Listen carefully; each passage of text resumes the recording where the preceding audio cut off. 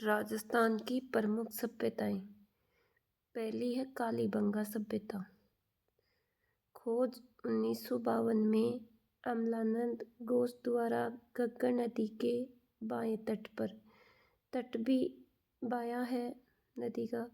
नदी घग्गर नदी प्राचीन समय में सरस्वती नदी के नाम से जानी जाती थी। जिला है हनुमानगढ़। उत्खनन 1961 से 1969 के बीच भारतीय पुरातात्विक सर्वेक्षण नई दिल्ली द्वारा बेबीलाल, जिसका पूरा नाम ब्रजवासीलाल, तथा बीके थापर, जिसका पूरा नाम बालकृष्ण थापर द्वारा। अन्य उत्खननकर्ता इसके ND. Kher, JP. Joshi, KM. Srivastava, SP. Jain आदि। सर्वप्रथम कालीबंगा की जानकारी 1919 में एल.पी. टेसीटोरी सर्वप्रथम इटली प्रवास के दौरान सर जॉर्ज गियर्सन को पत्र लिखकर जानकारी दी थी। ये सभ्यता कांस्य युगीन सभ्यता है। इसका जो कार्यकाल है वो 3000 ईसा पूर्व से 1900 ईसा पूर्व की सभ्यता है। उत्खनन से प्राप्त प्रमाणों के आधार पर अध्ययन के 2 कालों में बांटा जा सकता है।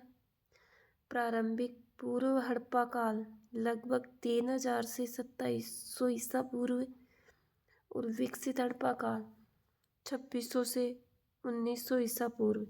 उत्खनन स्तर 5 स्तर प्राप्त हुए हैं। प्रथम 2 स्तर तो प्राग हड़प्पा सभ्यता के अवशेष प्राप्त हुए हैं और अंतिम 3 स्तरों से हड़प्पा कालीन सभ्यता के अवशेष मिले। कालीबंगा का शाब्दिक अर्थ काली चूड़ियाँ होता है।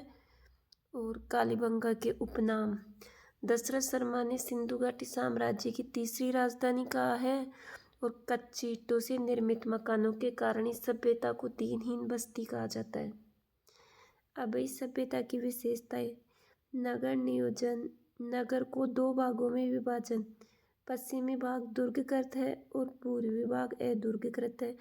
समकोण प्रकारती सड़कें ग्रिड सिस्टम या शतरंज जैसी है। पक्की व ढकी हुई नालियों की व्यवस्था है। जुते हुए खेत के एकमात्र साक्ष्य कालीबंगा से प्राप्त हुए हैं। कालीबंगा से 7 अग्निवेदिकाएं मिली है। युगम समाधियाँ मिली है। बेलनाकार मोहरें मिली हैं।